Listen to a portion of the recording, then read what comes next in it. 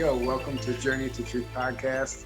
Tonight we have on Darius Barazandeh. He's the CEO, founder of U Wealth Revolution, which is the world's largest energy healing and transformational event, which has touched more than 3 million people in over 190 countries, I believe. So you're going to have to tell us all about that and how that got started and you know, where you came from, your background, and how you ended up where you are today. And welcome to the show. Yeah, thanks, guys. It's awesome to be here, man. It's truly an honor, and I just applaud this platform that you're putting out for people free all over the world to open up to this journey of truth and journey to truth and get the truth out there. So thanks, guys. Yeah. Oh, absolutely. Thank you. It's fun for us. It's our pleasure. Yeah, absolutely. exactly. Yeah, this is great. Yeah, I you know, my journey to truth, I guess, would be the reason I'm here. I started out, you know, just kind of as a very different kid, and was always interested in like why things were the way they were. I remember like soccer games with other kids. I'd be the one like looking at the flowers and like watching the like trying to figure out why everybody cared so much about. I was that kid. But, you know, I kind of pretty much like at 17, I was like, okay, I'm going to figure out how to be quote unquote successful. And at the time I hadn't been doing very well in school. And I was like, I'm going to figure out this whole like mind matrix control thing and just get straight A's. And like, that was my goal in school, was to do that. And I kept kind of that model of just like figuring out what I wanted, how do I get it, and then making it happen until probably about 37. And I was an attorney, had gone to law school, had gotten an MBA in finance. I mean, had actually done really well, graduated with honors and some different programs and stuff. And I was absolutely at a point of like breaking. My marriage wasn't working out. I was financially not doing so great, you know, even though I had a lot of degrees, it was very much stuck.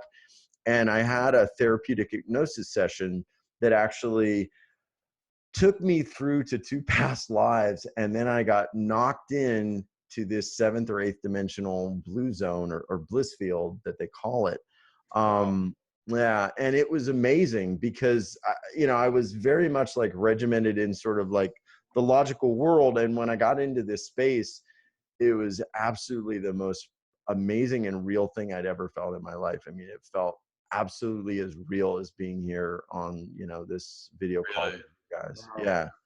Yeah. And the way I would explain it was, what was wild was when I went into the past lives, and this lady was a really incredible hypnotherapist, and she was working with like the traumas I had. And the traumas I had was, it was around money, it was around trust, it was around relationships. And all of a sudden I went from experiencing those lives where I was just in this like gut-wrenching, horrific trauma experiences. One of them like freezing outside, you know, in the streets of Virginia as a like diminutive person. I was literally like a dwarf. And I remember like looking at myself, it was so real. That cellular memory all came in to then actually dying and going out of the crown chakra up through the top of my head and into this bliss field. And what was amazing was I went up the continuum, like up the vibrational continuum. I didn't go in and like, okay, now to the next reincarnation. It's like I went straight all the way up until all I remember was like being in this like infinite field of space, kind of like behind me. And I was everywhere, but I was nowhere. Like I was everything, but I was nothing. I had this amazing like bliss and joy and love. It felt literally like I was just a kid on Christmas morning times a million. And that's the way I can explain it. And I've heard other people explain similar experiences just like that. Yeah. I was going to say that I've heard a lot of other near-death experiences where they'll describe it the exact same way. Yeah. And the wild thing about it is like we carry a cellular memory of that. Like we all carry it. That's how she was able to access it. So then there was another life which went back to like ancient Babylon. And I went through the process of dying in my own bedchamber. I was this emaciated, like skinny guy, had a lot of money. And I remember looking down at my legs and they were like my fingers, like bone thin. The sheets were just clinging to it. It was this deep, overwhelming sorrow, this like gut wrenching, heart like crushing trauma and sorrow and sadness about dying alone and a life wasted, and then boom, out of the crown, right back into that bliss field, like twice, you know. And Really? I'm like, wow, man. And so I just could not look at the world the same way. It was like, after that, I was like, I could not look at the world. Yeah, yeah. Impossible. Can imagine. Yeah. So I came back from that, and then my whole life fell apart, or my whole life fell into place, because everything that I was trying to hold together like fell apart. And this is the thing that happens to a lot of people that have an awakening experience. It's like you get a taste of what you really are and what like bliss really is. And then you come back and you're like, well, now I've got to get to work, and I've got to like keep this law practice going. I've got to keep doing all these things. I got to be in this marriage that I don't, you know, all the things that they're not really you. They were created from what you thought you needed to be. Mm-hmm. And that was like, for me, at like 17, that was what I put in that mind matrix, like I said, and that was what I was creating. And then so everything fell apart. Like I had a very tragic motorcycle accident, like a couple months later. Almost died, went over the handlebars at like 60 miles an hour, broke this arm, you know, and I was just pretty much like totally jacked up, and had some weird experiences around that. And then 2 months later, my wife filed for divorce, took half the company. And I remember I was just sort of, and like the sad story with, I remember like being 37 years old, going back to live with my parents for about a year. And then I was on the bed of my pickup truck, you know, picking up all my papers, and I was taking them to my parents' house. And all of a sudden I'm picking up this giant box with all my manuscripts and all the stuff I was going to work on and all my dreams and everything. And it starts raining, and my dad's sitting there watching me, you know, looking at me, like shaking his head. The bottom of the box gets, you know, all like overloaded with the water and the rain and everything. Falls through. Falls through. Oh, Papers go everywhere. My dad looks at me and he's just like, you know, what's happening to you? And it's like, at that moment, I just threw my hands up and I was like, I'm free. It's like, I don't give a shit, you know? It's like, that's it. Like, I don't care. Now I can rebuild my life to whatever I want, because I really don't give a shit. Well, and that's the Nice. that's the catalyst that we hear about that happens to people that kickstarts them on this path, you know. And it's always interesting to hear everybody's, because everybody's just so unique in their own way, but it's all similar too. So yeah, absolutely. So I mean, you know, it's like, so here I was, you know, I was practicing law, I was trying to figure all this stuff out, but I had actually become a hypnotist at the time. Around like that experience with the past life stuff, I had become a metaphysical hypnotist. I had done psyche healing. I had studied NLP, became a practitioner in that, became a practitioner of metaphysical. And I was just trying to figure out, like, what is the world about? Like, what is this reality about? And I started to actually plug into something really wild. There was a gentleman that taught me hypnosis named Gerald Kine, and he still teaches it through another guy, but he had something called ultra height. And his belief was that if you ascended the human consciousness high enough, we could do anything. Like, we could do anything, you know, we could do self-healing, we could do time travel, we could past life regression, forward life progression, we could remote view, we could astral travel, anything was possible. it's all of the above, and we're all capable of it. We just don't realize it. Yeah. We don't realize it. Yeah. And so this guy had figured out the exact way, and I know other people have too, to actually integrate that into the human consciousness template.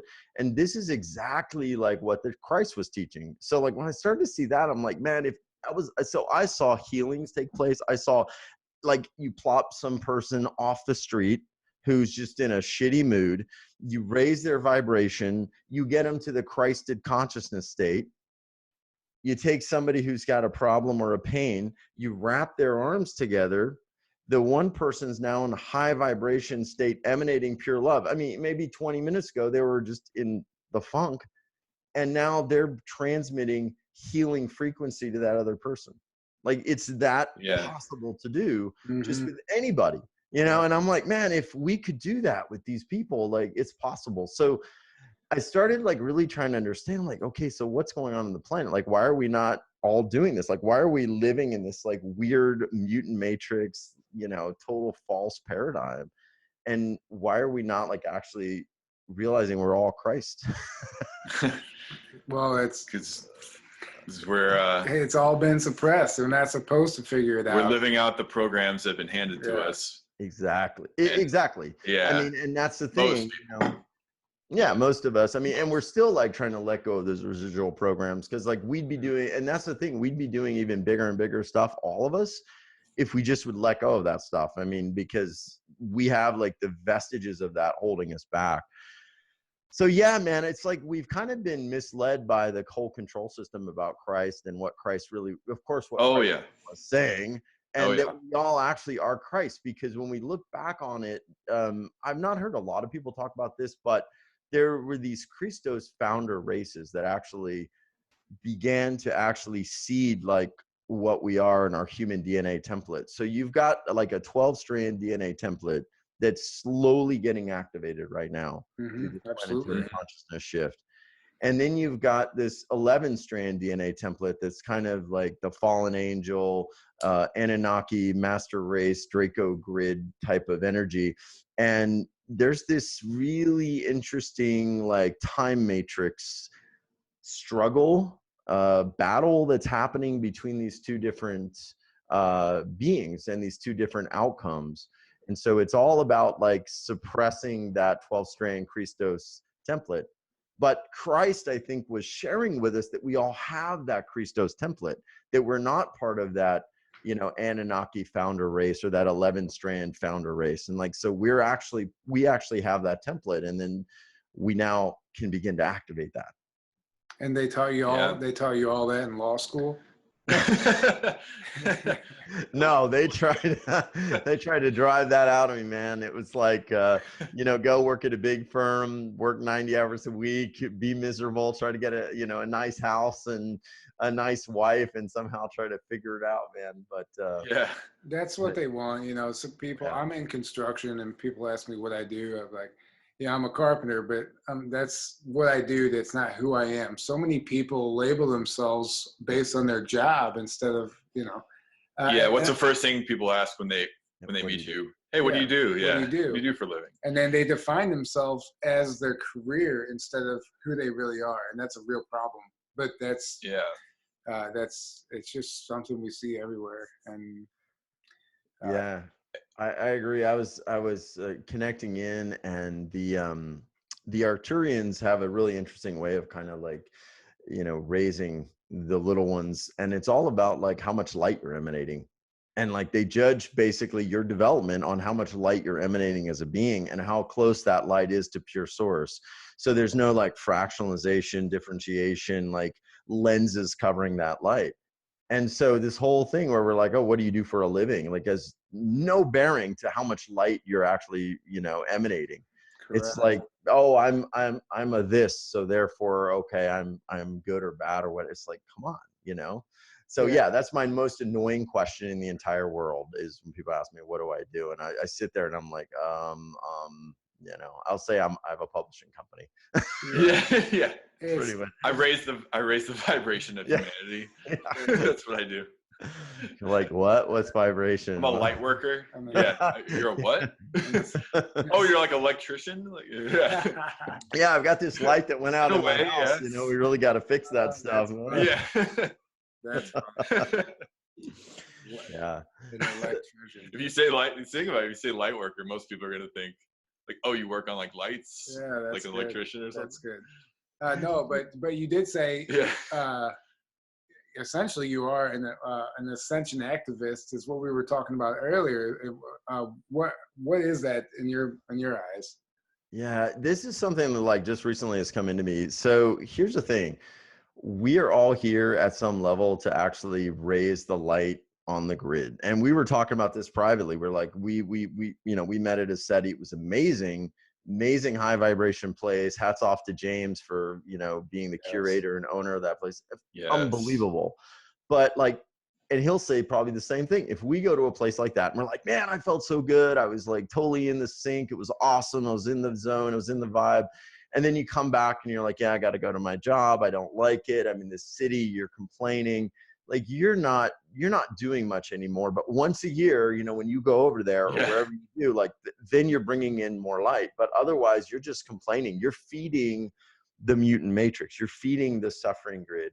So this idea of ascension activism is really about like using our power as 12-strand Christos DNA beings to actually activate the ascension no matter where we are, and like actually begin to not only take that energy and plant earth grids where we can actually send out that frequency, but also to assert our divine sovereign right in different situations and different against different energetic matrices to shift them on the planet.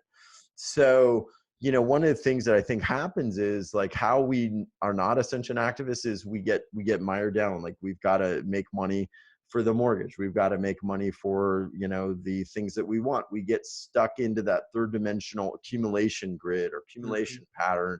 And so then we're just working and sort of going through like the slave matrix mentality just to sort of make everything work. And then what happens? Like we're miserable, we're unhappy, we're frustrated, but we've got to keep going. We're feeding the fear grid. We're feeding the entire matrix that holds this illusion together, instead of actually like being in joy and being in light and actually using our power to disassemble it bit by bit. And so, I mean, hopefully we'll get to talk about some of that stuff, because one of the things that I think is really interesting that I've heard from a lot of people is when we talk about like the 11-strand beings, this sort of like Anunnaki, Draco, empowered sort of lower fourth dimensional beings that are controlling a lot of our systems on the planet right now. I've heard they're trapped. I've heard that they have been cut off and they can't leave. So the area has been sealed off. And what these beings are trying to do essentially is keep us from ascending. And everybody probably knows that. You guys know that. But they can't exist if we activate that final, you know, 12 strands. Like they can't exist. So as the vibration gets higher and higher, like they would just literally, you know, I don't even know, vaporize, you know, be destroyed. Like they can't combust, right? So they're trying to hold this thing down. They're anchoring it into that suffering, that fear, that heaviness, using, you know, orchestrated events, trauma events, bringing up, you know, old divides and all of that stuff. So as an ascension activist, like what we can do, the first thing we can do is, I tell people, like, assert your sovereignty. It's really annoying when people, like, if there's something that happens in the world and people are like, oh yeah, you know, that's a conspiracy theory, that didn't really, that's not true. The second you do that and you don't even think or you don't even contemplate, you basically shrug it off, and then you give consent to whatever it is that these beings are trying to do on the planet. And you don't assert your divine sovereignty. Like if you go back, I don't know if you heard that interesting interview with David Wilcock and Collective Evolution. He talked about somehow they would, really going back to Elizabeth I, and how John Dee was the like the court astrologer. He was like the head Freemason guy, a very wise guy. And he figured out that if we can telegraph what we're going to do and nobody does anything about it, nobody tries to stop it, then we don't invoke karmic law. We don't invoke the weight of karma. Which is why they're always putting out what they're doing. They're always telling us without directly telling us. Well, yeah, like you guys know, like the Georgia Guidestones, Guidestone population down to 500,000. Albert Pike, his letter to Manzini talking about 3 world wars, that was in the British Museum Library in London on public display. Public display in 1977. This was the late, but it was there since like the late 1800s or something, correct? Or I think so. Yeah. And well, the thing is that it is, they are telling you, and it is right in your face, but people write it off. They write it off as like a story or a tale or a myth or it's, there's no real, you know, validity to it. They don't actually take it seriously. And they know the programming, they know that we're not going to take it seriously, so it's easy for them. Well, not anymore. I was just thinking today about the at the Denver airport, Now do you know all the that's a crazy perfect example. all the like Yeah. advertisements or whatever they have now that like they're like, oh, reptilian base and all this, and they have really? But they're doing it in like a haha, like, you know, we're making a joke, but it's actually a real thing. Like, it's actually they're like, below the Denver airport we have underground tunnels that lead to this and that, and I think it's like all truth, and they're doing it in a way to where it seems, but they know people are going to look at that and be like, oh, haha, look, crazy conspiracy theories, it's funny, but it's actually real. So they're like, you're consenting to it by like, we're literally telling you right there, like you said, putting it out there. That's the whole thing, is like, it's like trying to get out of a contract and you have an escape clause, right? So there's cosmic law, there's universal divine law that applies to every being in the universe, to every organism, every being, every light being, every dark being. Everything has to abide by universal karmic cosmic law. So the second that we actually see something and we say, it's not real, we consent, right? So then the full weight of karma doesn't actually come into effect against that being.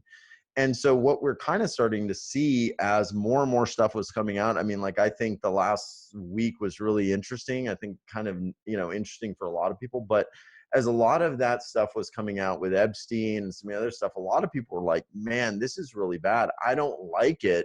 And you could feel the mass consciousness. I don't know if you guys felt mass consciousness was like starting to build to a point where they were starting to say, like, whatever this is, I don't like it. I don't like it. I don't like it. And people were starting to collectively form almost like a morphogenetic field of like, I don't consent to this, whatever it is. Yeah. And it started to crumble a lot of that matrix of dark control. Like, it was starting to really accelerate. And then of course, false flag. Yeah. And so it's like, they know that. But, one of the things that I think is really important about it is we have to actually reinvoke our divine sovereignty. And so I had a weird situation, like, where, the chemtrail story, they were spraying over my house like a ton. I mean, in our neighborhood, and we've got kids here, we've got like families and stuff. And I would see these things. There's a video on YouTube and you guys should check it out. And I'm driving to the Walgreens to go do something. And all of a sudden, it's Monday morning. The sky was like perfectly clear. It was like one of those April days, like in Texas. The sky was clear. It was really like low humidity. And then all of a sudden, like, I start seeing all these lines start showing up like everywhere, and the cross lines. It was so unnatural. And I just pulled out of the car. I did a Facebook Live, and I was like, that's it. I'm pissed. I'm invoking universal law. And I am now asserting my natural divine sovereign right as a being. I'm asserting this now as a violation of natural karmic law. And I hereby revoke any express, implied, or any weather modification expressed or implied, and anything that affects our weather or meteorological cycle. And I invoke the full weight of karma on any beings that have been taking part in this through all space-time dimensions, and effective immediately. And okay, so the next day, I didn't see anything, didn't see any chemtrails, didn't see nothing. And from that day forward, now we're in like August, I haven't seen anything. Really? So, I mean, like, it could all just be coincidence. I don't think it's a coincidence. No. We don't understand. That's the thing. We're not taught the power of our mind. We don't understand what we're capable of. I've heard from other sources that you can simply, like, just imagine a shield, a barrier, a dome essentially over your town, over your home whenever you see the chemtrails. And as it hits that dome, you can imagine it transmuting into love or light or whatever you want it to, positive energy. And it actually has an effect on it. So what you did, I honestly believe, had some weight in the game, Yeah. I mean, because here's the thing, like, if I look at it and I'm like, I really don't like that, but whatever. Or someone tells me, oh, Darius, those are contrails. That's condensation. That's not what that is. Yeah. Then I'm like, well, maybe I'm just imagining. I've now given consent in some way. Like, maybe it's not expressed. It's sort of like an implied consent. And so the second you use those statements, I believe you start to invoke full karmic weight, you also begin to allow spiritual allies, those beings that are helping us in the ascension path, to now actually impose that full karmic weight on those individuals. Now, there's going to be a lot of people that are going to say, oh, but wait a minute, there's no karma. You know, at some level, we're all one. And I get that. If you go all the way up the vibrational continuum, it's all source. There's, you know, there's no karma. But fourth dimensional beings, lower fifth dimension, they're going to feel karma, and they're going to utterly not be able to continue. So what I'd like to do for people, like with that story in mind, I mean, can I read sort of like some of those statements? Maybe I'll send it to y'all. You can put it under the video. And if people want to just print it out for anything that's going on, like if they feel like they're under spiritual attack, yeah, you can assert divine right sovereignty. You know, if you feel like something's going on where they're spraying over your house or whatever, you're being manipulated, you can do it. So I'll read this one. I did this one, which I think is even more powerful. I spent some time and wrote it out. So I'm going to read it and then we'll have it under the video. Yes. Quote unquote. I hereby absolutely revoke all consent, known or unknown, express or implied, in this dimension and in all other dimensions for any such acts that are in contravention and violation of my divine right, sovereignty, and universal law through all space, timelines, and dimensional realities. I hereby invoke the full weight of karma across all space-time dimensions for all beings involved in such acts, practices, and schemes, effective immediately, and so it is. Nice. Nice. And you just say that, and then boom, no more chemtrails. Hey man, it works over my house, and I think people should it's beautiful. Experiment and see, and then let us know, because like it's all an experiment. I don't think people should take like, oh, Darius said that, or Tyler and Aaron said that, or these. It's like we're all like expanding what it is to be human and what it is to really like activate this Christos template. So it's our ascension to actually experience and begin using these tools. And so like that's the thing, is like maybe somebody knows something more powerful. Good, you know, go do it. It's just like anything, like a workout or a diet. What works for you might not work for someone else, and that's you experiment with it. Yeah, exactly. And they all have some, you know, they're all valid in some way. They all probably have their own uses, but it's the, you know. Yeah. Well, what that reminds me of is that like, because there's a lot of things I think the benevolent ETs would do to help, but they're very, very careful about free will, about infringing on free will, right? And you notice the negative ones, they don't give like they infringe all the time. That's what they do. Yeah. They don't care at all. But the benevolent ones, the ones that actually follow universal law, cosmic law, whatever, they're very careful about that. So like they could just like heal you of whatever disease you have, or like clear up all the chemtrails, or fix anything if they wanted to, but they're very careful about free will, and they don't want to just do everything for us. So, but if you ask them, that's the thing. If you say, hey, I would like help with this, then they'll be like, boom, a lot of times and help you out. Yeah. And actually, it's not only asking them, it's also giving them permission at the same time. Yeah. Well, yeah, exactly. Yeah. And that's, Yeah. So it's an asking and you're giving permission. Or even just like, you know, affecting the timeline with your own consciousness, and like how your thoughts and your actions too, even. But yeah, but as far as like, you know, the ETs helping, if you literally put it out there and ask them, then yeah, a lot of times they will actually come and help. And that's what I remember James actually said, like a lot of times you can ask them for help with the chemtrails, and a lot of times they'll come and like clear it up. Like he had that video. Yeah, that amazing footage. Yeah, he had footage of that one UFO that was just sitting in the middle of the chemtrail, and then it starts dissipating around it. UFO showed up in the chemtrail, and the chemtrail started visibly disappearing. Wow. Yeah.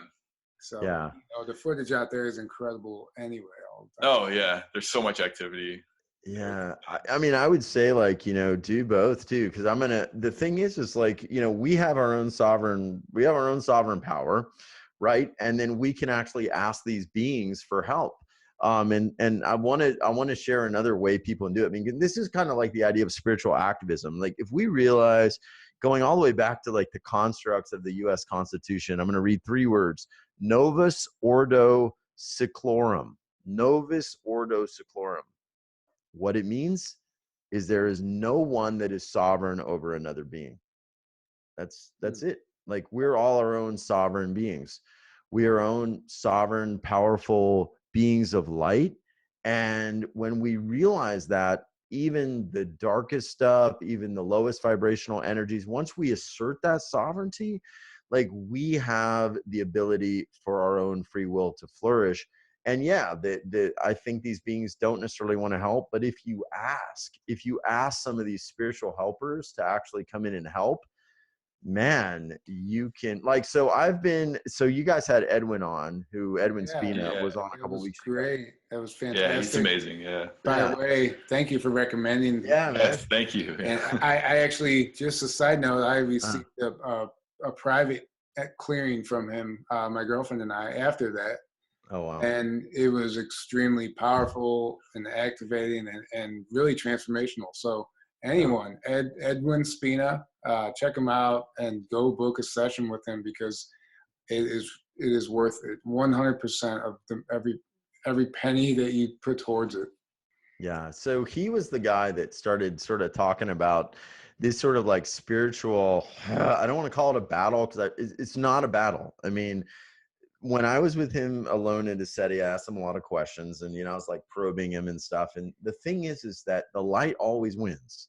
So to even call it a battle is kind of like interjecting sort of like a fear-based, difficulty. So I don't know what really to call it, but I've been in these situations where either I've been called to, or I just want to go out and kick some ass, and I'm just pissed off. And I'm like, you know what?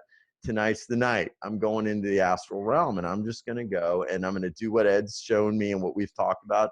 And I'm just going to go see where some dark grids are, and I'm just going to go work and clear them up. And I've been in these, like, Laura Eisenhower's talked about this, like getting drawn into these like ancient sort of battles between different beings, and like all of this like light versus dark energy, and going in and clearing out the grid and doing all of these things. And I've been in those situations where like I'm in the field and I'm working through all these energies, and I'm literally like taking all of these dark beings and sending them off to different energies or places like the central sun for like to start the reincarnation process over again.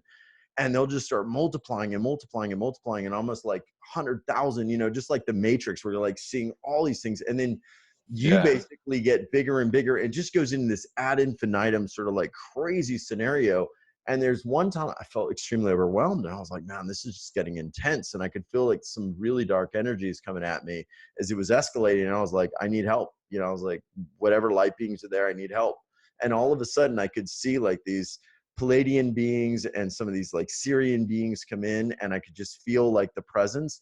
And then they just made this giant net, scooped them up and took them away. And I was like, holy crap, why was I doing all that myself? I was like, man. You're like, oh, I could do that.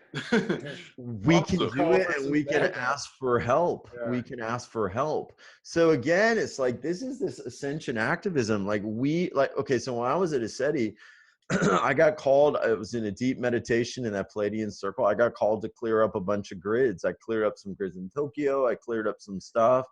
I actually remember going into Epstein's cell. I went in there and I was pressing love energy down on him, like just pressing, and he couldn't stand it.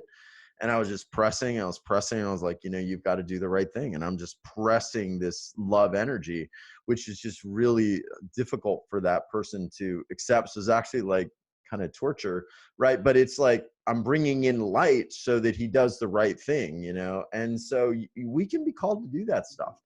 I mean, like, it's, it's cool to watch the news and sort of talk about, but like, we have that Christos template to actually do it ourselves.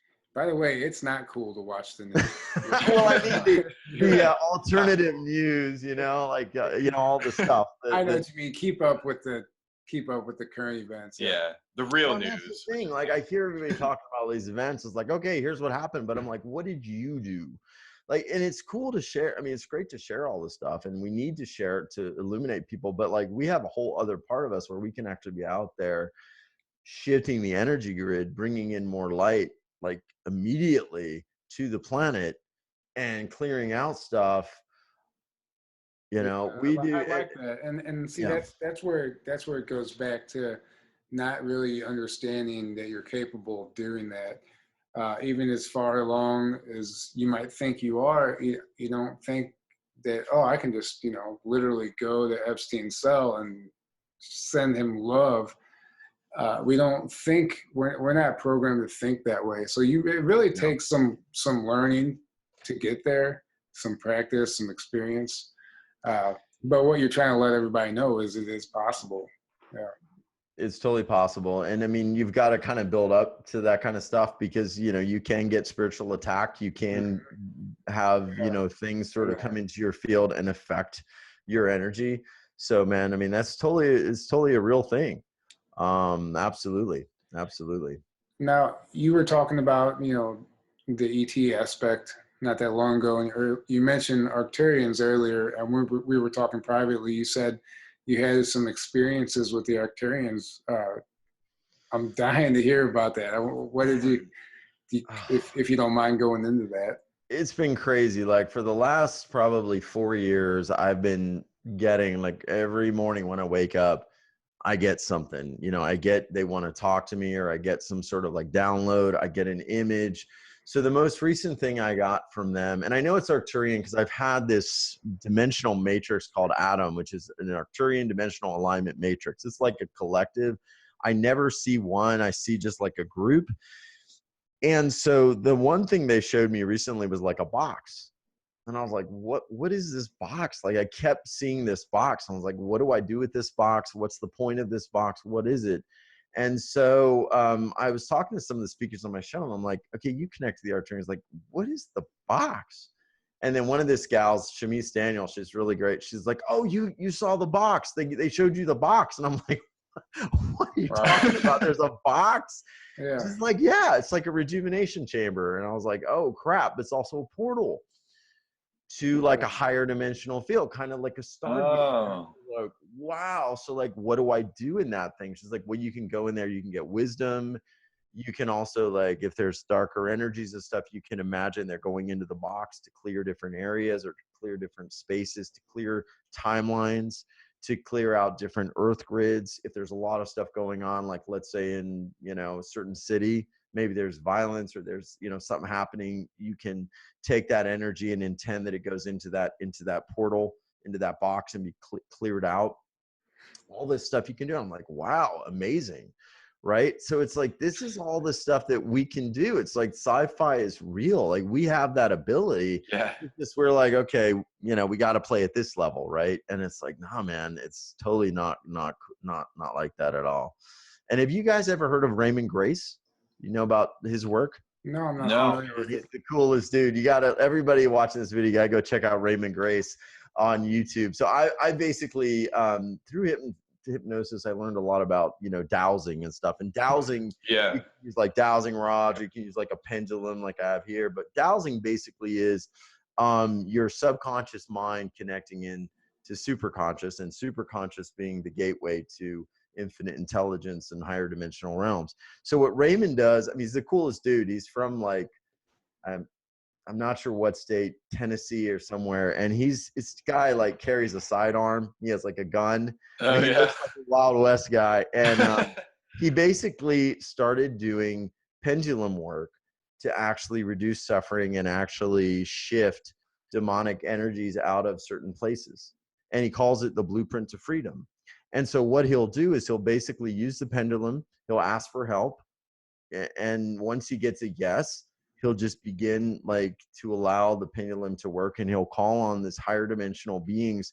Basically, he calls them spirit helpers or spirit doctors to come in and clean a particular area and take out the demonic forces and take them to the dimension, the proper dimension, and lock them up so they can't do any more harm. And so he's Wow. basically been doing this for years and teaching people how to do it. And he'll say, like, if you have the intent, these beings want to help to clear up the grids. Yeah. It's like that easy. So if you guys want to do it, is there any place we want to do this for? We can do it right now. Yeah, that's Sure. okay. Yeah.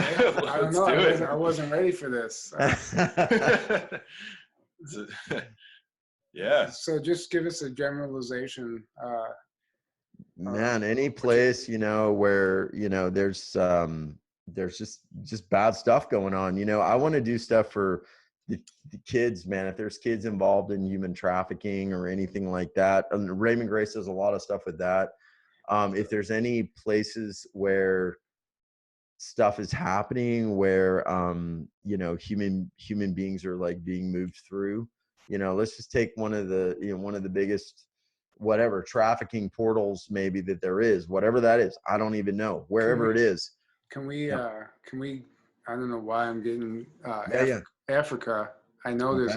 there's a lot of turmoil over there. There's a lot of people living in poverty, children being essentially used as slaves and trafficked. There's a lot going on over there that's not heard about, and I feel like they need some attention. Perfect. That's why I wanted to share this. That's excellent. So anybody watching this, I'll kind of give it a demonstration. Pendulum, all a pendulum is, it's just a string with something with weight on it. That's all it is. This happens to be just a cool little amulet thing. It could be anything. Raymond Grace actually uses a bullet, believe it or not, which is hilarious. Really? Yeah, hey, that's This cool. guy's funny as hell. So so all you do, I want to get my hand in here because people are gonna say your hand's moving, and it will move a little, but basically you just I've equalized sort of the pendulum and connected to it, so I know what a yes no answer is.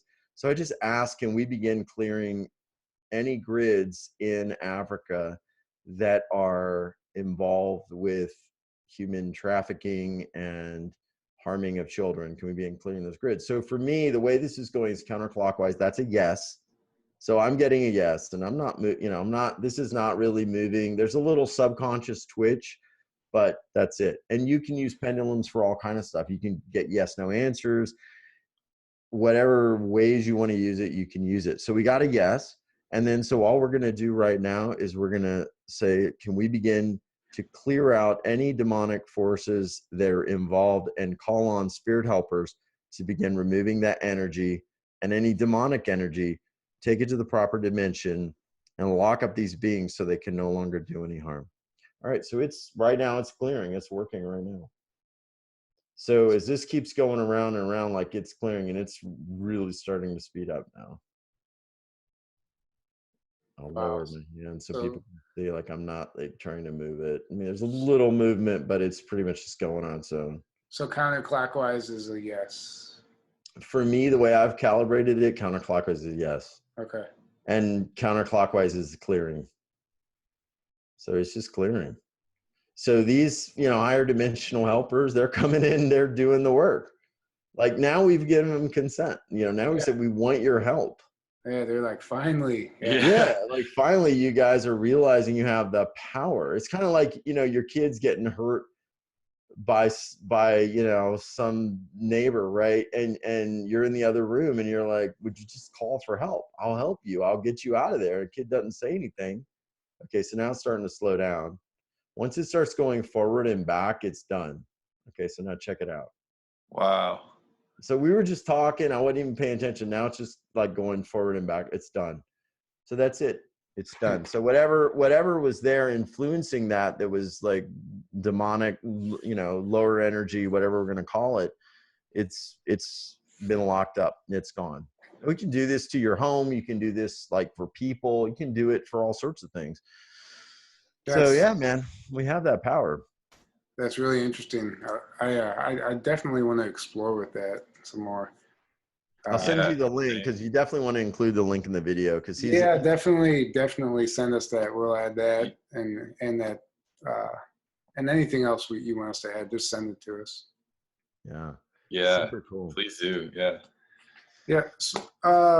So what are your thoughts on this whole I don't know how I should say this. I know it's the current events going on, but this whole movement, I guess, this whole shift taking place as far as the surface level. We talked about the spiritual level. What's your insight on, what's taking place on the ground? I think from what I'm hearing from a lot of people, and also my own insight, is we're in this 240 million year orbit around the Milky Way galaxy pretty much. And we're getting just bombarded by a lot of higher frequency energies hitting the earth. I mean, it's just huge. Yeah. And what's happening is that the truth, I guess, is becoming very hard to suppress, and it's becoming very obvious, like spiritual. We're getting a lot of discernment spiritually as beings as to like what's really going on. And so like the more that the systems sort of try to hide stuff, it gets harder and harder. And I also think at some level, the internet's played a huge part in that, because now, we're able to access information so quickly and share information so quickly that we can have that kind of discernment. So, I mean, so on the ground, I mean, that's pretty much what I think is happening. There is something a lot of people don't talk about. And I think it's pretty much like this ascension versus third dimensional Luciferian stuff, pretty much. Like the goal, I think, is unfortunately to lock humanity down into the third dimension. And so a lot of that's done through sort of this like Luciferian doctrine, which is a little creepy, but the way to really understand it is more about the fact that like when there was this battle in heaven and these fallen angels, like came down to earth, Lucifer was the one that ruled over the earth and ruled over third dimensional reality, and was the gateway to get all of the third dimensional stuff that you want. You want your house, you want your cars. It's like when they say people made a deal with the devil. Mm-hmm. So we're in this like timeline, temporal battle between this like Luciferian agenda, which is all about the earth, and it's all about, your body or how young you are, or, we have all of those sort of archetypes that we see, versus this ascension, which is about our true nature, our true understanding of what we are, true disclosure as to like what really is going on cosmically with these different, alien beings and all of that. And so you're seeing like these people that kind of want to lock us down into that reality, and they're anchoring it in through the fear and suffering grid and through the trauma grid. And that's where a lot of the events and the bad news and all of that stuff just basically sucks all of that energy out of humanity and then brings it into fear. And then that loose energy is just pumped out to those lower fourth dimensional beings. And not only that, like we get locked down into that root chakra where we're in more fear, more chaos, more worry.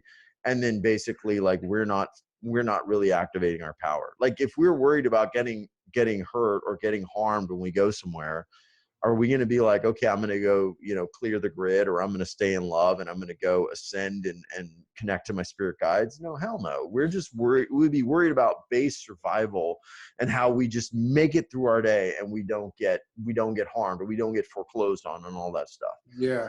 Yeah. Yeah. So what's interesting is this just came to me as you were saying that. So like on, let's just say Facebook, or on my feed, I follow so many pages in the community, so many different light workers and everybody. It's an amazing movement. So when we see the news about the shootings and stuff, everybody on my feed immediately knows false flag. This is bullshit. They're seeing right through it.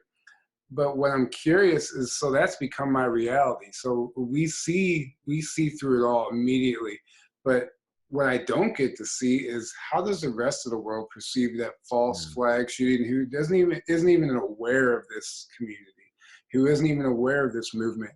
Like, how do they perceive it? It's become a separation, which I love being where I'm at. I'm kind of curious on what the average person would think. Do they still get angry? Really believe it's, what's going on there? Yeah, I don't know. I haven't asked it. Like, and that's the sad part, is like we're so much entrenched in like this sort of artificial system of reality, you know, AR, I guess we call it, artificial reality. Yeah, Basically, that's like, we don't know what the, you know, people outside of that little group think unless we go out and we just talk.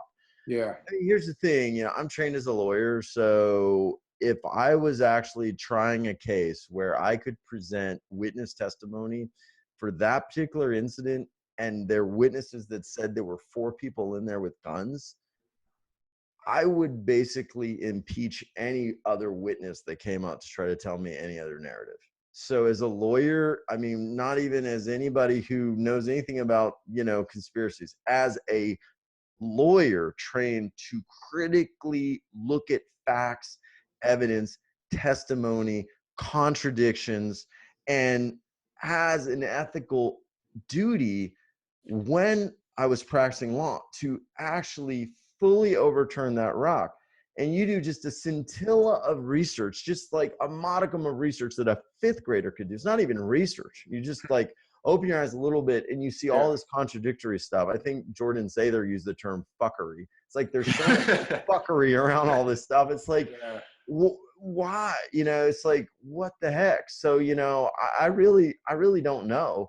But I'm just legally trained to question stuff because that's what lawyers do. I mean, if we didn't, we couldn't do the job, man. So it's like, you know, but I'm afraid a lot of people may just like look at it and go, okay, that's what happened. But I think it's getting harder and harder. And I think that's where people just, you know, presenting an alternative reality and just asking the question, like, well, what is this? Why is this? Why did this happen? You know, why is this guy reported dead, you know, in 2014 or whatever, and now they're saying that's the guy? Why is there another guy with, you know, blonde hair, looks like he's entering the building, the Walmart, and then there's another guy? It's like so many contradictions. It's ridiculous. And and there's so many people reported multiple shooters. If there was only one shooter, that wouldn't happen. I'm sorry, it just wouldn't. Yeah, and they said there were shooters with black masks on. Yeah. And they were, you know, it's like, and why isn't that? I mean, here's the question, like, if that even comes up, you would think the obligation would be, okay, we really need to interview these people. We need to talk to these people. I mean, I heard, this is hearsay because I didn't hear it completely, but I heard that person, like Beto O'Rourke, like tried to tell him just like be quiet or sit down or something. It was something where he got involved in it. It's like, dude, what? Oh yeah. What in the world? Like, I'm just a proponent for truth. Like you know, that's it. It's like, just let the truth come out. I mean, and that's why I started practicing law. Like, I want truth to come out. You know, no agenda, nothing. If it doesn't favor you or it doesn't fit your agenda, then, you know, sorry. You know, let's just let truth come out. Well, exactly. I was also just saw something. I don't know if there's any validity to it, but you said the one shooter, you know, apparently died in 2014 or whatever. It was the Ohio. I think it was the Ohio. Was it the Ohio one? Yeah. Well, there was like one of the there's like 6 astronauts that apparently died in one of the launches, and apparently they're still alive. Like we all heard that they died, but they're actually still alive. I think I've now. heard that. Yeah. And I don't know much about it, but that's just another example of like the whole Apollo program is another false flag, essentially. Is Man, there's so much stuff, and you know, you don't even know. It's like, is there another timeline where like maybe they didn't, the ship didn't blow up, and somehow pictures from that timeline? Yeah, I mean, you know, we just don't know. CERN's been doing a lot of stuff and kind of tinkering with things, and so like, there's all these sorts of, you know, or were those people that saw 4 shooters, were they in a different timeline or like a parallel timeline? Yeah, where they were in the same event, something else. I mean, I just don't know. Like, we had a weird thing, and that's the thing, is like, I don't know, you don't know. I mean, even the mainstream media doesn't know. We all have to like really look into this stuff and not just take it at face value and say, okay, this is what happened. Yeah. Because I've heard there have been something like 57 documented false flags throughout history that have been documented, and later the individuals or organizations come forward have said, hey, these were false flags that we did because we were trying to push an agenda or create some sort of like, movement towards an endpoint that we wanted. So it's been done. Yeah. Anybody who doesn't believe that, it's like, you're just ignoring history. I mean, you're ignoring, if I was a lawyer and I'm trying a case and I'm prosecuting people that were involved in some sort of financial racketeering, and I want to imagine there was no conspiracy that they were trying to do something to benefit, an outcome they wanted. I mean, I'd be foolish, right? Same thing, just think critically. So it's been done. We just have to really be critical. But at the same time, like, I don't think we should say everything is a conspiracy or everything is conspiring against us either, because sometimes just things happen, people do crazy stuff. I'll tell you all a funny story. So I was like, when I got back from Massetti, this is a weird timeline thing. I'm still trying to figure it out. I don't know if I ever will. So when I got back from Massetti, I was here for a day. I remember doing a video or something and running some errands. And then the next day I was working in my office on something, and I saw on Facebook that Ben had posted from Edge of Wonder that he was in Austin and they had a layover. Yeah, I saw that. I was like, hey man, I'm, and I texted them. They were asking for barbecue, and I was like, hey guys, I'm in Austin. I'll come see y'all or whatever. And so I ended up texting them, and I was like, where are you guys at? I'll come hang out, whatever. So I ended up meeting them at some barbecue place on Lamar. And then they were with another couple, and they were talking to them about some different stuff. And so I drove them around, and we went to this place on Rainey Street. This is just the weirdest story. And so Rainey Street is like this district where they took all these houses and they turned them into bars and just kind of fun hangout places. And so we're going back and forth, and we find this one bar, and we're like, okay, let's go to this one, right? So we're at the bar, we're talking, everything is cool. Well, that was the Container Bar. Okay. About a week or maybe 6 days later, that was where the FBI agent that was investigating the Clinton Foundation literally like leapt out either from behind the bar or from the bar or something onto the dance floor and ended up killing himself. He was one of the lead guys investigating the foundation. At that bar, like 6 days later, a week later, and we were at the bar. And it's like, what in the world? It's so weird. That's crazy. Yeah, it is. I mean, any ideas? Like, that's just crazy. Like, well, yeah. Yeah. Now you have you read the story, you read the article, and now you have a perfect picture to paint with the news story. So I don't know why that would have happened. Who can ever explain these synchronicities? Yeah. Or even Mandela effect things. I swear there's this. I've been working at this same building. We're building a hotel downtown St. Louis. And I walk down the street every day to this little convenience store and grab, a couple pieces of fruit and whatever for my snack for my break time.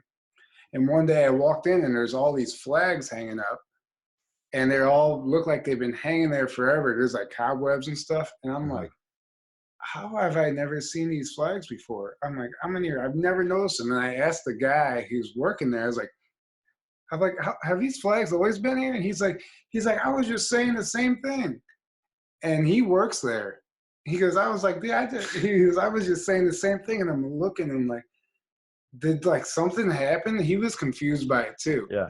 And I had to take a picture of it. And I stared at that picture and tried to remember walking in there if I've seen these flags before. I'm like, no, I don't remember seeing these flags. Maybe I'm crazy. I don't know. But yeah, it's like a Mandela effect. Yeah, it was really odd because they're so giant. I could hardly notice them. They're barely, or you couldn't miss them. I mean, yeah. Above your head. I was like, wow. I don't know. It's something that tripped me out for a while, but I'm used to seeing them now.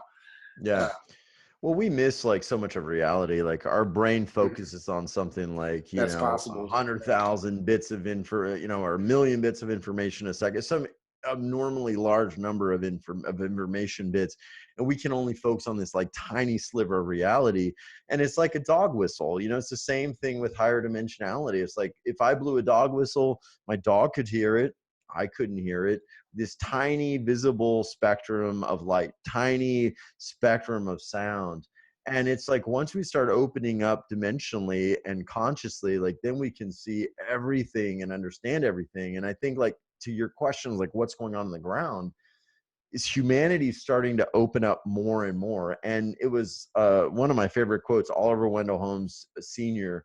said, man's mind or woman's mind stretched to a new idea never regains its original form. And it's like, once people start to say like, man, is this accurate? Is this the whole story? If somebody was wrong on this, or if this was overlooked, or somebody was biased in this way, then there has to be more. And that's like been the whole evolution of humanity. You know, when they said the world was flat and someone's like, no, it's not, it's round. And then a few people are like, yeah, maybe it is. It's like, we've got to keep that going. And this is, you know, this is really like a giant, you know, cosmic movement right now that it's I mean, I would say, I think it's really important that we keep it going, because it's it's a pretty big deal. Yeah. So, yeah, it is absolutely. Something I wanted to get into a little more was your whole U-Wealth thing. I know we talked about it a little bit at the beginning, but what's that been like, actually working with all these healers? I mean, it's like essentially every day you're just totally healing yourself every day. Yeah, it's pretty cool. Like, one thing we started doing, so I started the show about 10 years ago.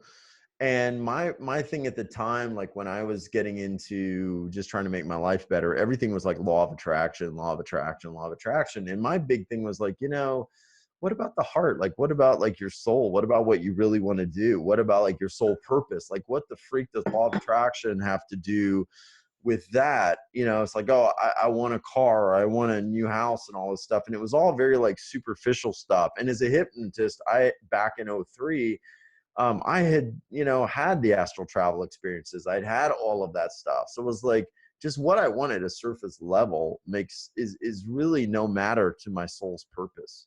Like, it may be great, but if it's not in alignment with my soul's purpose, my soul's going to trump that, you know, literally every time. Right. So that movie, The Secret, was out and all that kind of stuff. And I was like, you know, nobody's really talking about really these deeper issues. So I wanted to, you know, interview different people and sort of create a broadcasting platform that would do that. And I also wanted to do energy healing and energy experiences, because what I had in 2008 when I had my accident, and then also in that clinical hypnosis work, sorry guys, what I had happen was an energy experience that shifted my life. I was like, once I experienced the 7th dimension, I was like, man, I can't go back. And I can't just believe everything that I thought my life was. So I was like, instead of talking about this stuff, instead of like, oh, you should do this, let's have energy experiences. So that was what U-Wealth Revolution was about, was like creating these energetic experiences. So we do like for 4 months at a time. So about 8 to 8.5 months out of the year, we do 4 live sessions a week with different speakers and healers and stuff. And we broadcast it out for free. People, you know, experience multidimensional consciousness, energetic healing, Arcturian, you know, Palladian downloads and healing modalities, all sorts of stuff, just free, you know, we have helpline. I mean, we basically do it. And the other thing we do too is, you know, we are able to actually publish a lot of the speakers' work and then offer it to our community so that we create kind of like a marketplace, like an economy, where that energy healing or that energetic awakening or that help with like your soul, it becomes a valuable thing that society is willing to, you know, buy and also compensate that speaker for, so they can continue their life's work and their mission. So it's kind of like creating an alternative economy around that. So, I mean, that's what we've been doing. And for a lot of the healers and teachers that come on our show, like, it's changed their whole, you know, life, because now they can quit their job or they can focus now on that. And it's kind of like, you know, if you look at what we spend our money on in a society, what we spend our money and time on, like, that's the values of a society, right? So, you know, it's like, let's start to shift that. So that's what U-Wealth has been about. And what's kind of funny though, was when we started, you know, it was more of that sort of general type of like feel good, love and light sort of energy stuff, like sort of your mainstream self-growth. And then we started getting into a lot more deeper stuff, you know, contact, you know, aliens, benevolent ETs, healing processes that are coming from these ETs, like the Arcturian stuff, Palladian energy healing processes coming in, light language, where people are speaking sort of like star language that is in and of itself healing. So we've had Judy Satori on. I have I can't even count anymore the amount of experiences I have where I get downloads of light language, like symbols and dream states. Just 2 nights ago, I had this very vivid dream where something within me was activated, and I could see the light language within everything. Like everything had symbols in it. And at first it was like I was just learning how to see, and I had to get close and focus, but then it became really clear. And like everything, all the physical items consist of this light language. That was the dream, but I have tons of experiences with it. I don't know what it means. I'm still trying to figure that out. But you were seeing the fabric behind everything. You're seeing to me, that's my interpretation. You have your own, everybody else have their own, but like you were seeing the matrix and the fabric behind all reality. So like you're seeing like it's all, have you ever heard of somatics, when they take like, in the videos, right? They take a plate and then they start vibrating it and it sort of forms all these patterns. I mean, that's, everything is held together by sound and vibration. And like sacred geometry is You know what it reminded me of is the Matrix, whenever at the end he sees everything in numbers. That's exactly what it was. But I'll also be awake. I'll get woken up and put into what I call trance, whatever it's a mild paralysis. And I know at this time to close my eyes, and I'll get it like pages of it coming into me, essentially like a download. And while I'm awake, so I'm able to I can't remember them because they're so obscure. There's nothing in our reality to compare it to. So, that's, I don't know how we got off on that. No, that's awesome. You're getting activated, but it's all connected. I mean, like so at one level, like you're getting activated based on your awareness. The whole information movement to like share truth and sort of like make sure that we don't get stuck in the mainstream narrative for every single thing. And it's like, that's another layer where like just that one seed of information activates a person to go, man, yeah, that is weird. Like why is that like this? Or what, how did that plane do that to the Pentagon? Like where was the plane? Just like one little seed of thought. Like, so it's all like, once that starts opening and unraveling, that's where like we start realizing what we are. And that is, I think, what, when we look at the two sides, like that's what's being sort of combated against, is that humanity's awakening, that activation of that 12-strand DNA. And, once we realize that, like, we're going to be like, man, we could solve the problems of the world so fast. We could, cooperate with all these different countries, all these different, people. There's not going to be any racism or anger or fear for one, none of that stuff. It's all third dimensional garbage anyway. It's all bullshit. It's all control grid stuff, and it's like, what the heck? I got a story. I mean, it's like broke my heart about 2 years ago. We went on a cruise. Well, what broke my heart was like what happened like last year. So we go on this cruise, and I have 2 6-year-old boys. And so they have, no idea of skin color or anything, right? So they're playing with this boy in the pool, and he's the curly haired boy. It was an African-American kid, super cool guy. Family was amazing. We hung out. He was a curly haired kid. That was it. They didn't have any identification. So they go to school, and then they start learning all this stuff about what happened in the past with, discrimination and everything, which was atrocious, which we don't want, which we do want to teach about. I'm not against teaching it. I'm just don't think that a 6-year-old has a reference point and experiences with so many different people to actually form an opinion about them before hearing all of the stuff from the past. Like, that was my problem with it. So then after hearing that, now it's like, now he'll say like, that boy that's a black boy or whatever. And I'm like, no, it's just a boy. Before it was just a kid with curly hair. But once we reinstall that third dimensional matrix of like, okay, there's this, that, the programming, it's like it just went in. And I'm like, no, just go back. It's just a curly haired kid, man. And I'll tell my son, I'm like, there's blue aliens and green ones and purple ones. And I'm like, there's just all different, it's, you know, and he's, you know, he sees that, but it's like, you could see right where that installation happens. And it's like, now we just continue that. It's like, man, give people experiences just to feel without any label of history. And you're going to find that humans are not prejudiced. They're not racist. They're not angry. They're not bad. Our internal human goodwill is like always to be good and loving. Like that's our natural state. Now you start doing stuff where you know, you're spraying chemicals, you're putting stuff in food, you're triggering, you're creating like mind control stuff, you're putting stuff on. I mean, you're going to bring out things in humanity that's not natural. And the thing I want to say about this is it's the mutant matrix. Like that is not our natural divine earth. There's Terra Earth, Gaia Earth. That is the natural resonance of our natural state of love and harmony.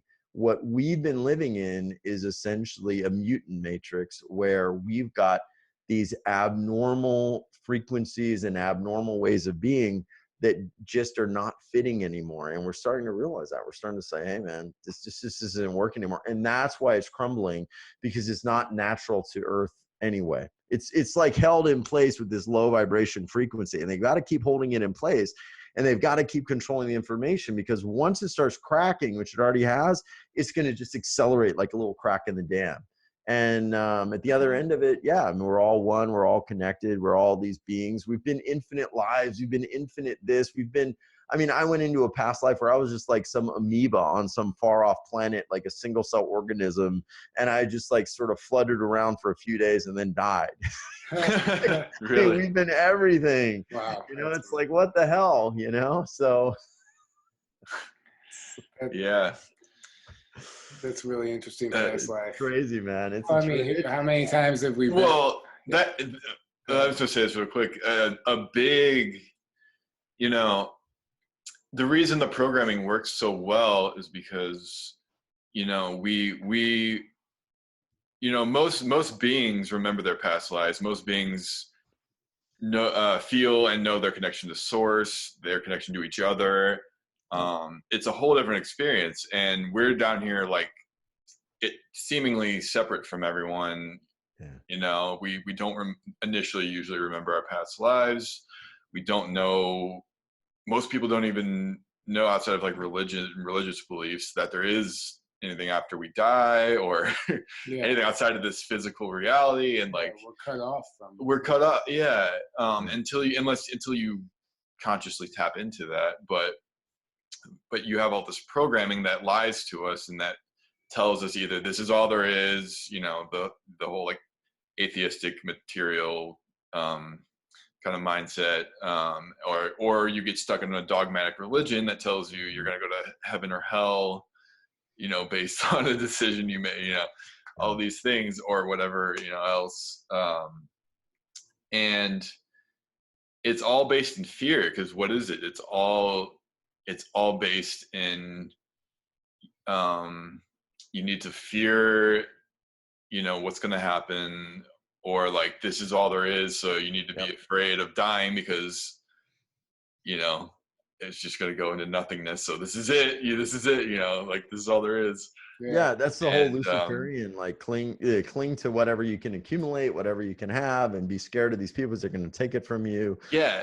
So it's like no one wants to, like, you know, I feel like so many people, they're so stuck in the programming because it's like there's this underlying fear that like if I like take a second to like come into myself and start thinking about like, you know, start contemplating the universe, or thinking about what do I actually believe, who am I actually, and like all this stuff, it's like the programs keep you from that because they keep you in this level of fear that you're afraid of yourself, almost. You're afraid of like the truth. And they don't allow you time in your schedule. And you're so busy surviving and you know, Yeah. in the Matrix anyway, that usually don't have time to do that anyway. So Yeah, I mean, I've heard the Arcturians, what they'll do is they'll like take the kids and they'll figure out like what's their soul gifts, like what are they most like connected to, what do they most resonate with, what like lights up that being, and then they spend like their formative years like just experiencing that, learning that, studying that, like aligning to that, so and then letting more light come through that. It's just like a whole different model of sort of educating versus like let's bring in the past, even though we don't want to repeat it, but let's bring it in early, let's like sort of compartmentalize information, let's give this official story or whatever it is, and then we just really and put everyone through the same like education system that is Yep. like yeah, exactly. Yeah, it's crazy. I mean, I had a thought, I forgot what it was. It was probably, I thought it was pretty relevant, but I think the thing coming in right now is like we're starting to realize that like what's holding all of that stuff in place is the suffering, is the fear, is the illusion, and all of that starting to break away. And the lifespan thing is a big deal, because what I've heard from a few different guests on our show is that this was actually like this is crazy, but I heard that the draconians actually worked with some different beings on Earth to figure out a way to actually create sort of like a grid over the Earth, kind of like a third dimensional ceiling that would limit lifespan. And so like, because the idea was to keep us as sort of like slaves that would live short lifespans, that would forget everything. Because you can't, I mean, like you can acquire a lot of wisdom by 80 years old, but if you forget it, like you can't, and then you only have like so many productive years where you have like physical vitality, you know, like the average person. So there's all these things where like we're very short, we forget everything, and then we like have to like reincarnate again and start again, and it's like then we don't know anything, and then we're back into this collective like thought field and thought matrices and morphogenetic fields and all of this stuff, and it's like what the heck. Very, very well thought out plan. Yeah, exactly. So I've heard when we start to get into that ascension, and this is from one of our guests, I didn't verify it, I don't know if I could, that like our lifespans will actually also increase as well, which, you know. Oh yeah. Cool. I believe that wholeheartedly. Yeah. Absolutely. So I've heard most races live like thousands of years, or at least like 1,000 years. Yeah. And then when you look even like in the Bible, you know, if you're looking at it as like a historical document, in the Old Testament, you had all these people living till 900, 1,000. Yeah. How did that happen? Right. I mean, and then well, that was just, you know, they were just using like these allegorical generalizations. Like, there's actually a lot of stuff in there that, you know, you look at the whole book of Enoch and the giants and all of that stuff. I mean, that was all taken out. That was taken out of the Bible because it didn't fit with There's a lot of stuff taken out. Yeah. When you look at what was taken out, it should set up some red flags, because it's like, look at what's in those books and what's in there. And it's like, they didn't want this stuff out there. Was there not just a publicly announced 12-foot tall or 3-meter tall giant found in like Australia or something? No, it was actually, well, I don't know if it was I don't know if there's another one, but there was a story. This was the one that was in Afghanistan. Did you hear about that? Was this just like a week ago or something? This is what I'm talking about. The Afghanistan one was a while ago, right? It was a while ago, yeah. But I'm talking about another one that just happened. I saw the articles. Wow. I think even Ed the Wonder touched on it. Did they? Yeah, on one of their recent lives. But this actually made it into the mainstream. It was like one of the first times. Oh yeah. I do remember that. Because we see all these old articles, but they've been dismissed. But now here's one. All of a sudden, and they're saying that they think that it was a form of gigantism or something. And, and they're trying, but 3 meters tall, you know, is 3 meters is like huge. It's like 12. Yeah, it's like 12 feet basically. And they have photographs of it, and they're like saying, "Oh, it's an extreme case of gigantism." Scientists think, blah, blah, blah. But either way, they're still like, hey, this is the tallest being we've ever found. Yeah. You know. Yeah. They're definitely getting their ducks in a row for something right now. Yeah. On that fact, have you seen, we can talk about that, but have you seen the Michael Tellinger video where he shows like the giant like, and it's like, I mean, it's probably like huge. It's huge. It's 4 foot. It's 4 feet. It's massive. It's enormous. So I mean, there was I think at some level, a lot of that stuff was on the planet, and I guess that would be the Anunnakis. And Michael Tellinger's got those fossils that are like massive parts of bones and massive bones and stuff, right? Yeah. I love his work. It's fascinating to me. Oh yeah, he's awesome. And then the fact that like the Devil's Tower, you know what I'm talking about? What state is that in? It's supposed. It's like Utah or New Mexico or Wyoming, one of those states out west. We're gonna find out, but Arizona. I don't know. You know, they say it looks like a giant tree stump, and essentially it is. And I'm pretty sure it is. Yeah, because, and I've heard this in multiple places that there used to be massive trees a long time ago. Wow. Like millions, we're talking like millions of years ago. Okay, so here we go. And it looks like a massive tree stump. It looks exactly like a tree stump. But the official story, the official like narrative of it is it's like. So this is a Devil's Tower. The lava supposedly. We're gonna do this old school style. We might. Yeah, I like it. Add a picture here.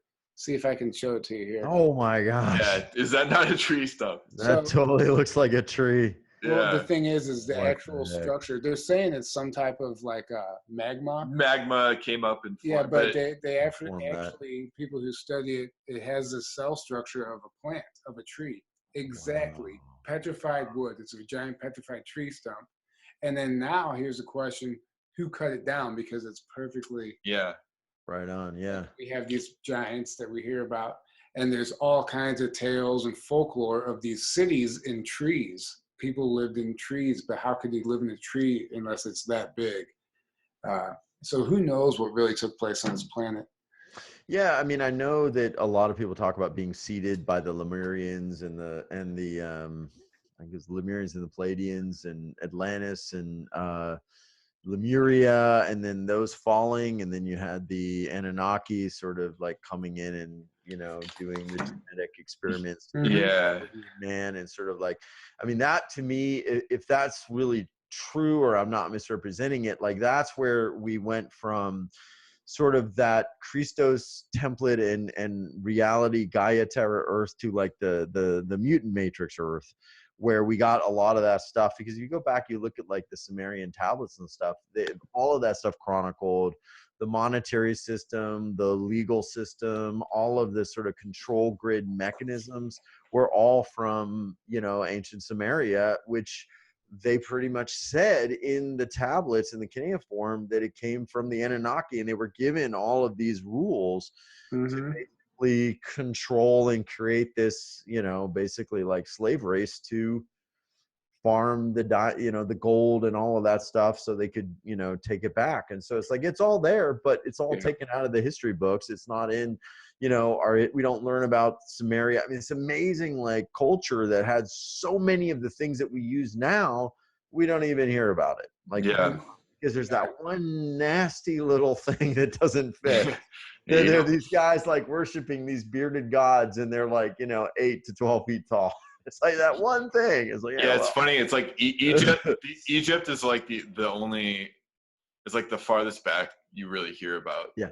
At all, really. But then they're like, oh yeah, there was a Sumerian culture that was even older, and they were around. It's like, okay, well, what about them?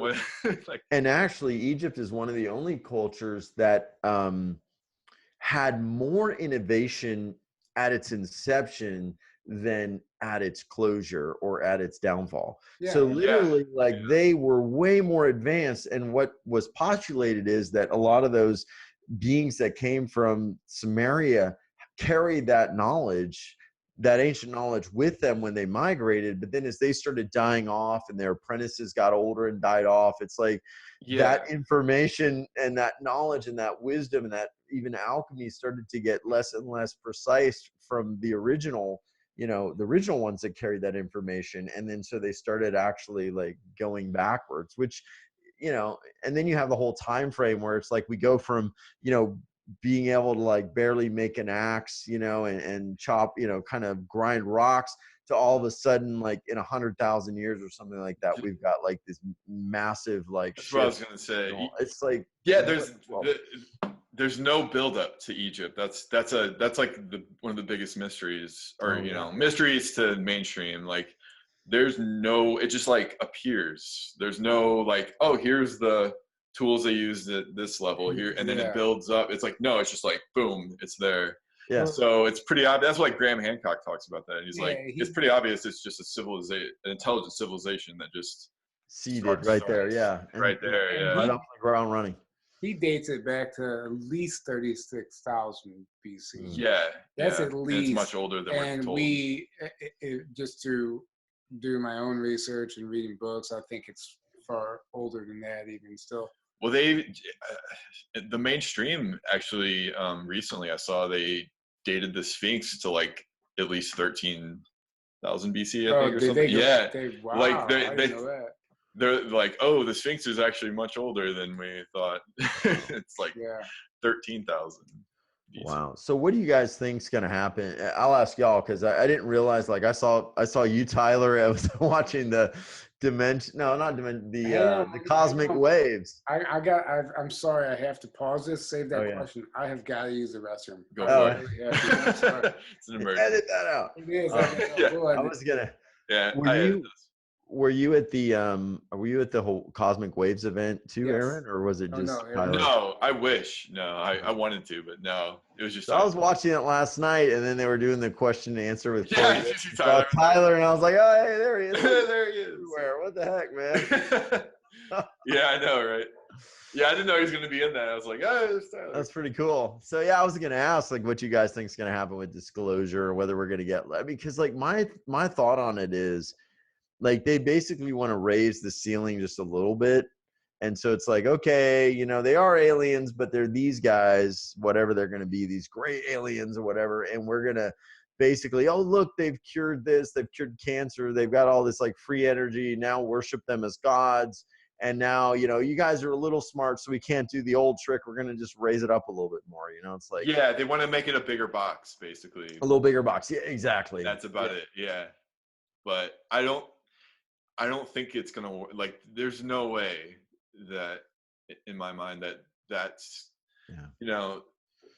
there's multiple aspects to this too. Like, one, there's already too much out there that too many people know, with guys like Corey Goode, David Wilcock, other people that have been saying all this stuff, that's what's really going on. So if they try to come out and say, oh, here's what's really going on, there's, we have a secret space program, but we can only go to the Mars and the moon, and that's about it. Maybe a couple other, there's some ancient ruins in Antarctica, and there was a civilization that crashed there, but they all died out and they're not still around. They're going to give us this bullshit, like, partial disclosure, but like, so many people are going to come out and say, wait a second, no, like, here's the real information.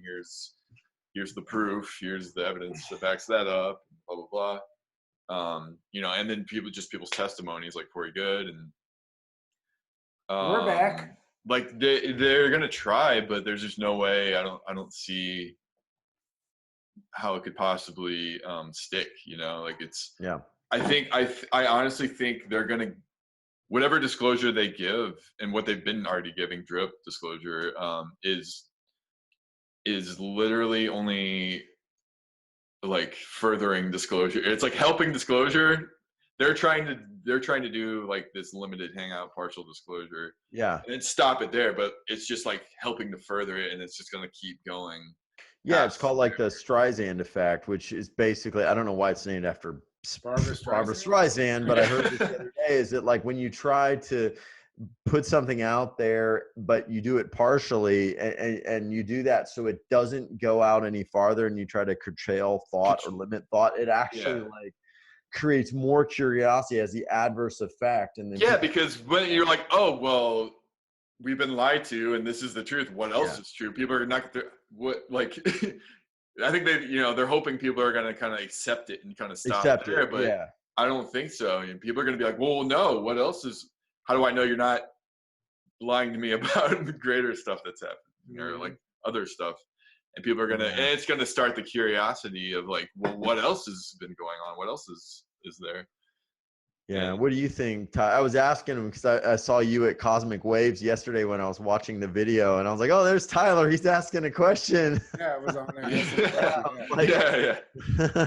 So what do you think is going to happen with disclosure, full disclosure, partial disclosure, and all that stuff in the UFO community?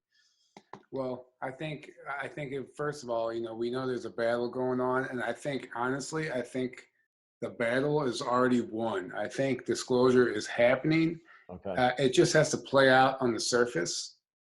Full disclosure, behind the scenes is already in the works. Just everything, all this arrest stuff, all this criminal acts, everything has to be exposed. It's all has to play out on the surface. I think within 3 years, we're going to know, within the next 3 years, we're going to know about other races of ETs. We're going to know about UFOs. I think by 2028, I think we're going to be an entirely different civilization. I think we're going to understand time travel. Agreed. We're going to have access to time travel. I think they're good. Yeah, some technologies will be released. I just think I'm giving it till 2028. I don't know why that date always comes to mind. By then, I feel like we're just not going to be the same planet. Yeah, we're going to be in a massive transition. Well, you factor in the solar flash that's going to occur too, and that's what I've been trying to reconcile. How does the solar flash fit in with disclosure on like what the cabal being taken out and we're being told the truth and technology is released, but then there's the solar flash that's apparently right on the horizon that's supposed to be coming soon, and Ascension and literally the horizon. Yeah, literally the horizon. Yeah. But in Ascension, and how does that fit in? And I think what's happening now is like we're at the end of an Ascension cycle, and the solar flash is a part of that. That's just what happens, and we're very far behind because of all the suppression, because of all us being suppressed by these negative beings for so long. And obviously they want the timeline to go in this negative way. They want us to keep being their slaves, and this like kind of like just keep playing out the timeline. Yeah, timeline where like we get more and more enslaved in a way that's like our to where it's like 1984 on steroids, even though it kind of already is, but even more so. And then the whole AI aspect, that AI transhumanist agenda that they have, and then you have the Ascension timeline, which is what I feel like we're on, and they're being taken out because our benevolent friends, our ET friends, they're coming in and helping. They're like, all right, they're right at the end of the cycle, they're way behind. Like, we need to come in and do what we can without doing everything, without infringing on free will. And they've cleared out, what I've heard, they've cleared out most of the reptilians and done basically what we couldn't do on our own, and helped us out. And then now we're kind of just seeing the 3D stuff play out, and then you got the Alliance on the 3D level working to take out that and help with that, and then we're doing our part by just talking about the stuff and getting it out there, and raising consciousness and doing our work and everything else. Well, what I've heard is that these other races got the 911 call from Earth. Seriously, there was like they described this gigantic white flash that just took over the entire solar system. Mm-hmm. And it was like a cry out from Earth, and it was like that was the beginning of them coming here to help us. So there was some type of a cosmic event that occurred that we were unaware of that initiated all these beings coming to help. Now we all know they've been helping individuals. Obviously, that's why we're all three talking about this tonight. That might seem like total nonsense to somebody else, but so they're here to help. I don't know where we were going with all this, but yeah, what's going to happen is it going to be a full disclosure or partial disclosure? And I think, yeah, you guys are right. And they're going to probably in some way, if we ended up like going down the path where we got like a partial disclosure and we're like, oh, we're going to worship these, whatever they're going to be, these slightly advanced gray aliens or whatever, the other beings would probably make themselves known and go, no, these guys are very primitive. They have metallic craft. Now you're going to see this is really what's going on. There's way more. They'd probably step in and it almost feels like it. Yeah. It wouldn't. I don't think soft disclosure could happen. Like you said. I just don't. Yeah. And I agree. It would raise too many questions. People would start questioning. Well, wait, why is this like this and this? Whatever. Yeah, and there's too many people out there that know too much now too. That's like.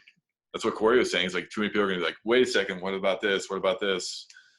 And and just the fact, like, if they come out and say, hey, we've been lying to you this whole time, here's the truth, and they try to say that's the full truth, but then someone else stands up and says, wait a second, what about this and this? And here's the stuff backing that up. What makes you think the unawake people, quote unquote, are going to be like, oh no, like, you're giving us the full truth. It's okay. They're going to be like, oh, what about this? Like, and just on that level alone. And then, we were talking about the energies. That's it now anyway. And that's the energies alone are uncovering the truth. And that's what I was going to say. You probably read my mind. I was like, yes, we're coming in as well. And we're getting bombarded by all these cosmic streams that are elevating our consciousness. And so it's like, maybe, we're not the same beings that we were 20 years ago. So it's like that tactic isn't going to work. So we're going to be like aware. And it's kind of like, just like you said, Aaron, like once they start talking about it and opening it up, it's like now, like we're going to piggyback on that new awareness. So like, we'll go, okay, if this is real, then now our awareness is going to be at that level, and then we're going to start questioning from that level higher. So it's exactly. Like, how they say, like, there was a story of Cortez when he went to South America, and the natives there, they couldn't see the ships, and like Cortez was like, our ships are right here, see these giant wooden tall sailing ships. They couldn't see them because there was no frame of reference in their consciousness to see those ships. They were like, we don't see them. It was like right there in front of them. It's the same thing. Like once people open their awareness to see that, they're going to see a bunch of other stuff too. I mean, they're going to be open up to multidimensional awareness. So unless there's some way to limit that, which, we don't want, it's going to be very difficult. And I mean, that's just kind of what happens. I mean, like for me, like when I got back from Ascendi, I've seen like 4 things in the sky. Really? I'll call them UFOs because they're unidentified flying thingamajigs, and and I see it.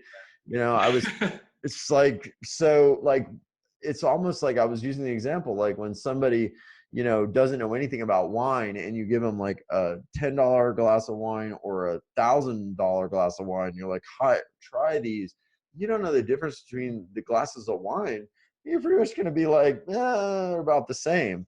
But you have a wine connoisseur tell you about the bouquet and how this one has this and that and all the different elements that they go through, and you start to discern your palate, like you can now identify. And I mean, like for me, and I think for a lot of people that start getting more of this awareness, like Ascendi was like, okay, I'm seeing stuff moving in the sky.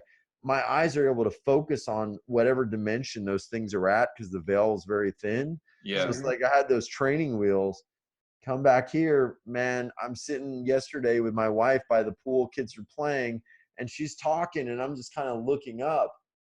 And all of a sudden, I see this thing. It looked like a big floating triangle that just was like kind of moving in on itself like this, like in slow motion and sort of whirling around. And it came from the canyon, maybe like, 10,000, maybe like 1,000 feet away, and then just went right over our house. And I was like, what the hell is that? And I was like, honey, do you see that? She's like, no. And then I saw another thing just going across the sky. It didn't have wings. It looked kind of like a plasma orb. It was like very high up, but it was going really fast, like way faster than any plane. And I was like, honey, do you see that? What the heck is that? And she's like, I don't see it. And I'm like, She couldn't see it. That's funny. so imagine if we start attuning our consciousness to that, like there'll be no way that people would not see all those other, I mean, we would be like, okay, we're starting to see through the dimensions, through the realities. And it's like, okay, now we know. There's so many aspects to it. That's the fascinating thing, because there's that, and then there's also, I've heard that they're gonna literally start decloaking their ships, because literally there's already ships in our skies now. They're just cloaked everywhere. So they're gonna start decloaking, and then we're gonna be like, hey, what are these these things flying around the sky? How awesome would that been if we looked into this one? And there was one. Yeah, exactly. See, that's what I was wondering. Like, if I would have gotten pictures with those, like, would they come through? And I think they would have. So I'm not gonna go anywhere without my phone, because I start seeing stuff all the time. And the night I got back from, he said the next night or the same night, whatever, I walked outside to let my dogs out, looked up. Yeah. And I saw this, what we had been seeing there the whole time, those ships going across, it powers up, and I was just like, wow. I mean, as soon as I walked out and looked up, it was just right there, totally apparent. And I watched it go across and do its thing, just like we were watching all week. And but after that, I haven't noticed anymore. But I was like, wow, it's like I must have still been in that frequency when I got back. Yep. I bet you still are. I bet if you sit out there, you know, you're going to see, you know, we didn't see stuff continuously. Like there was some lag spots. Yeah. And it's like, yeah, man. I mean, I think it opens up for a lot of people. That's awesome. That's because I was asking Peter Maxwell Slattery. I was like, okay, you get all these pictures. Are they following you around, or are you just open now to seeing that stuff? And I can't even remember his answer. I'm sorry that I didn't. I know his answer. I know his answer because I just watched his interview on Edge of Wonder. Okay. He said that he doesn't even have to go outside and skywatch. He said there's like a psychic telepathic connection. Oh. He said that he just knows to go outside and he looks up and it's there. It's like they're making him aware to come out and film. And that's what happens. He goes, I don't even need to look in the sky. I just know when to go out and I know when they're going to be there. It's like they tap into his thought process. Yeah, James does the same thing too. I've heard him say that too. He says, I remember what he said. He's like, all right, in 3 minutes, we got to go outside or something. Yeah. And everyone's just like, what? And then 3 minutes, they went out and there was a ship. Like, yeah. That's awesome. Yeah. Anyway, It's like you get this ping. Let's start wrapping this up. We've gone pretty long here. So is there any last things that you want to leave us with? Are you going to be at any events coming up, or do you have any projects coming up you want to tell us about? Yeah, man, it's awesome. Thanks for asking. Yeah, we actually have a new season of our show starting up in September. So around like September 17th, we're starting. So if you guys ever watching this want to check it out, I'm sure Tyler will post a link down below, but it's uwealthrevolution.com. And the whole truth and idea that, you know, came in from my awakening is that all of the well-being and wealth and everything is within us. It's within all of us. That's the definition, you know, being internal within each being. And it is a revolution of consciousness. And so we have a new event coming up. We've got 40 to 50 new guests and speakers, and we do live energy help, live energy processes. One of the things we're going to do every day, which is going to be pretty cool, is we're going to be opening up like a Stargate before we do each session. So there's some processes that I've downloaded and some folks that are helping me. We're going to be opening up like a live Stargate, and we get people from over 220 different countries that listen in. So we can see through like the Google, you know, tracking. Wow. So we're going to be opening up a Stargate, you know, in all these different sites all over the world. We've got a map where you can actually see the planet and see where everybody's listening from. So our goal is to basically like open up these Stargates to keep the grid clear and keep the higher dimensional energy like flowing through all these different grid points and kind of like lighting up the earth. And then after when we open up the Stargate, then, you know, we do the energy processes and the energy healings with the guests, and we learn and stuff, and we sort of raise our vibration. So basically that's what we're doing, and just bringing it out to the world, and it's free, which is cool because I mean, I get letters every season. People are like, I was going to kill myself. I was going to, you know, do something bad. I felt awful that, you know, this saved my life, or this realize that there was more to who I am than just like this moment to moment problem and challenge. So yeah, that's the biggest thing we're doing. And I don't think I'm going to any events right now. I definitely want to be at a SETI next year. I know that. 100%. Yeah, definitely. Yeah. Awesome. Well, that's amazing. That's so cool. You're doing it for free. I love that aspect of it. So many people are charging for stuff, which I understand, but when it's free, man, it really helps. It really helps because not everyone can afford this stuff. So yeah, and you know, they do it for free. The speakers do it for free now, and you do have to opt in though. So you got to go to the site and click and opt in. But we send out a lot of cool stuff, and a lot of stuff that we don't share gets out to people. So it's pretty cool. That's awesome. All right, man. Well, thank you so much for coming on. It's been fascinating. We can talk forever, obviously. I know. That's how every one of these is. Oh, it's great. Yeah, but thank you so much. Thank you Keep so doing much. what you're doing. Yes. We love you, man. Look forward to seeing you again. Definitely. If not before then, we'll see you at E-SETI. I'll be there for sure. I know that. So. Yeah. Thanks, Aaron. Thanks, Tyler. You guys rock, man. And I'm so glad we got to connect. And hey, have me back. We'll do like an update maybe in a couple months. Totally. We plan on that. Yeah. As fast as things are changing, man, who knows where we'll be in a couple months. So it's definitely important. Yeah. So thanks, guys. Definitely. All right, man. Good night. All right. Thank you so much, man. Good night. See you later.